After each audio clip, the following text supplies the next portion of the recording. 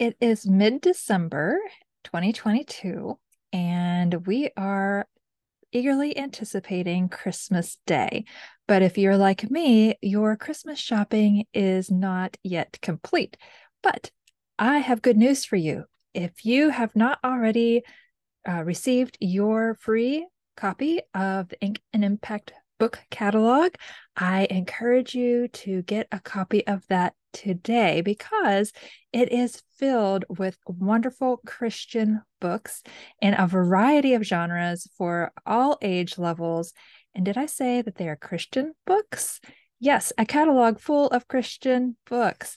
It's not something that you see every day. And even better, it includes books written by both traditionally published authors as well as independently published authors.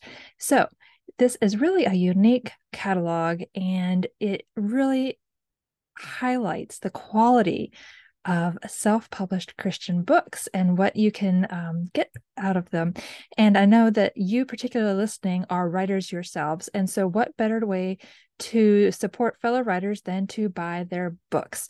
So I encourage you to download your copy of the Ink and Impact book catalog, the winter edition, and you can go to subscribepage.com/book catalog 2022 to get that free catalog delivered right to your email. And that is a PDF. And you can just scroll through. And of course, each title is hyperlinked. So you can go directly to the website and order your copy for yourself, for your writer friends, for your mentors, for your family.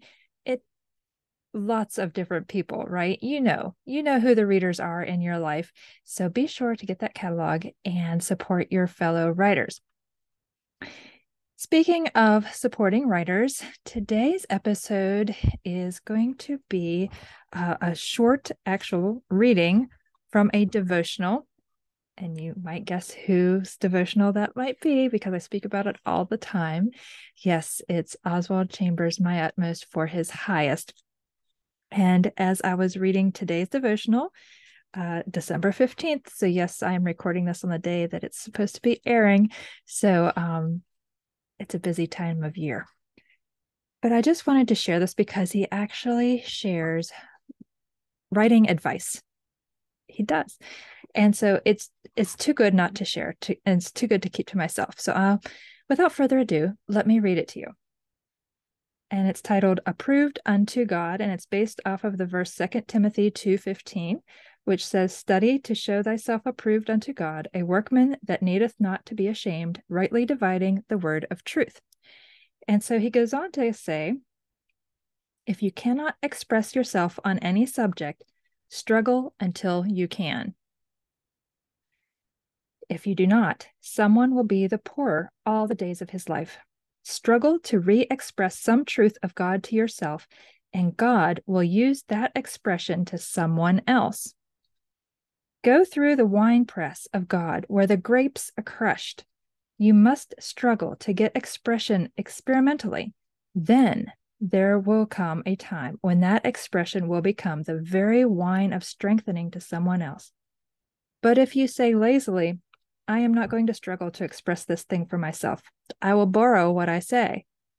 The expression will not only be of no use to you, but of no use to anyone. Try to state to yourself what you feel implicitly to be God's truth, and you give God a chance to pass it on to someone else through you. Always make a practice of provoking your own mind to think out what it accepts easily. Our position is not ours until we make it ours by suffering.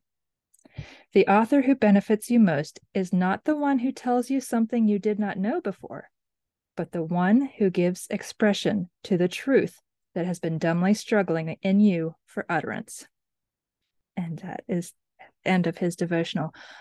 Well, I don't know about you, but that was what I consider to be really powerful, deep, convicting advice.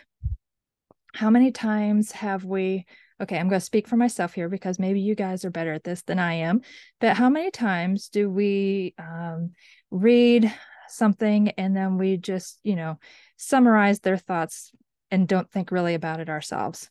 And we can do that about the Bible too, right? We read Bible commentaries, we read what other people say about a verse, we read devotionals like this one.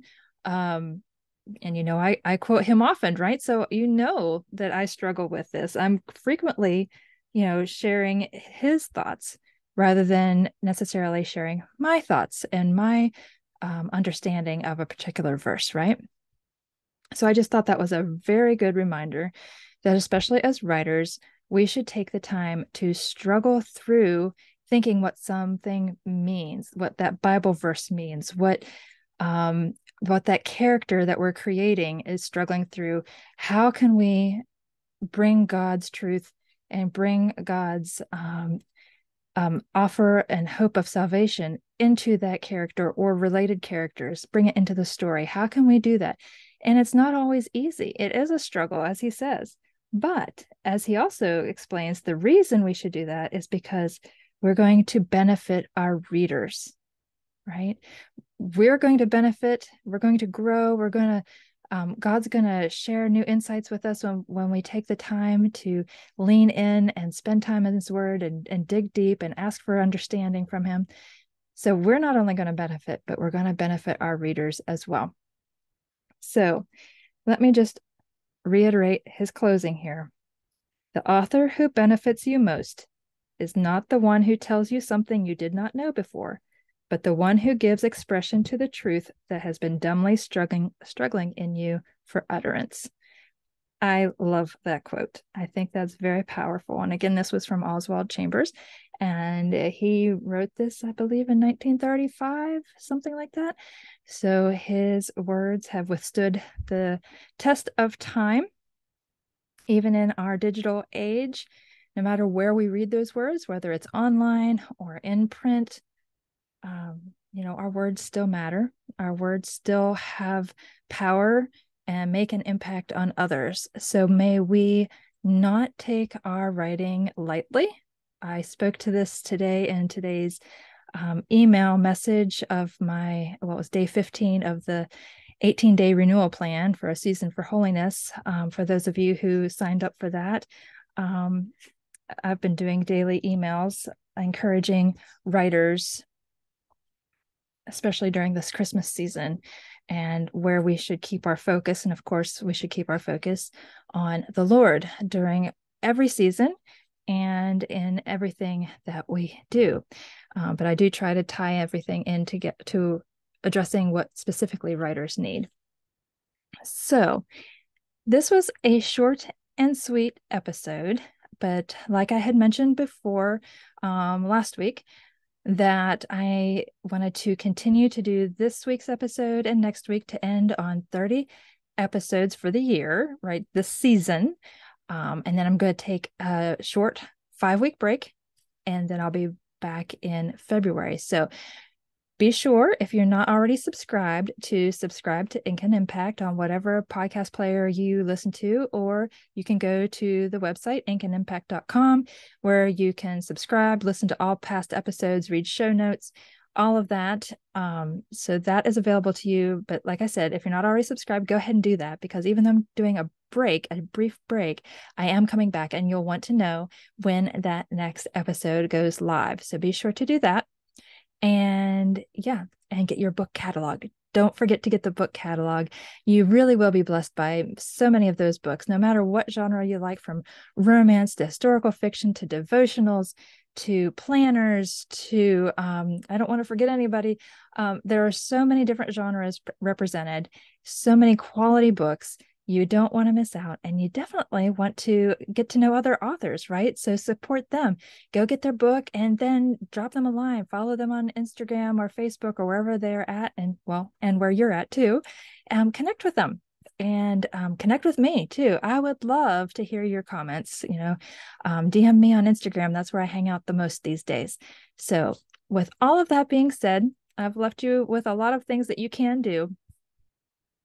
I just pray that you will have a blessed week. I will return next week with episode 30. And until then, may you just find time to pause and reflect on Christ this holy holiday season. And yeah, just be sure to take some time to rest during your busy schedules. And don't forget to keep writing.